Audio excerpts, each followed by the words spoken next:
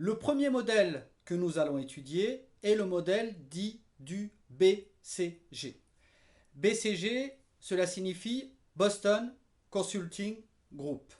Et c'était le nom du cabinet de consultants qui a créé cet outil durant les années 1970.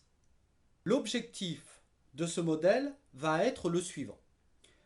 Nous allons essayer de construire un graphique, un modèle, qui va permettre de positionner les différents DAS, de les classer et surtout de choisir les stratégies adaptées, à la fois les stratégies business, c'est-à-dire les stratégies pour chacun des DAS, mais également les stratégies conjointes, c'est-à-dire la stratégie globale et la stratégie corporate.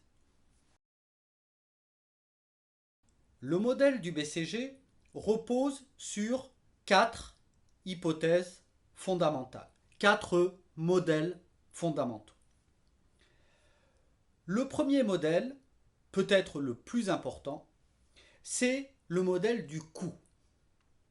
Cela signifie quoi?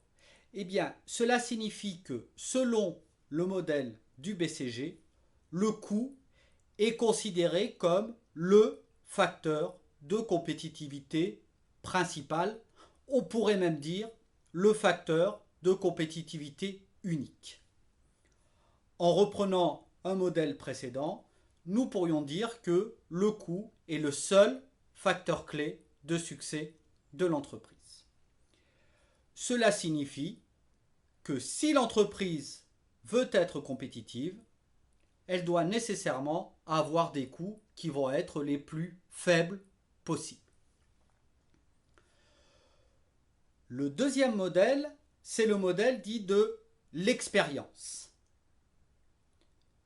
Comment peut-on faire pour obtenir un coût plus faible? Eh bien, nous allons utiliser ce que l'on a appelé l'effet d'expérience. On sait que les coûts diminuent quand la production cumulée augmente. Selon le modèle du BCG, on va donc s'efforcer d'avoir une production cumulée la plus importante possible.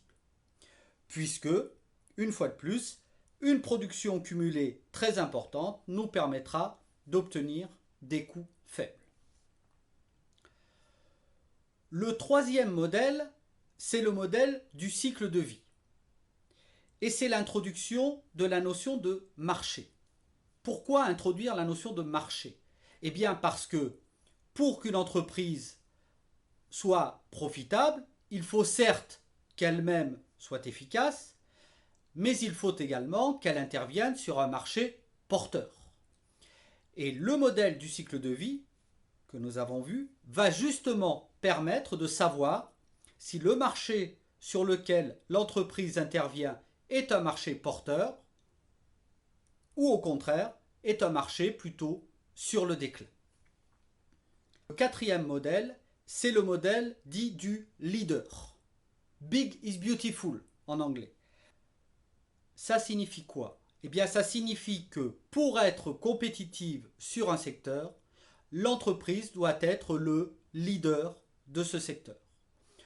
Autrement dit, pour savoir si mon entreprise est compétitive ou non, cela reviendra à se poser la question, est-ce que l'entreprise est leader ou non? Si elle est leader, elle sera jugée comme compétitive, comme ayant une position dite forte. Si en revanche, elle n'est pas leader, elle aura une position de suiveur et elle sera considérée comme ayant une position concurrentielle faible.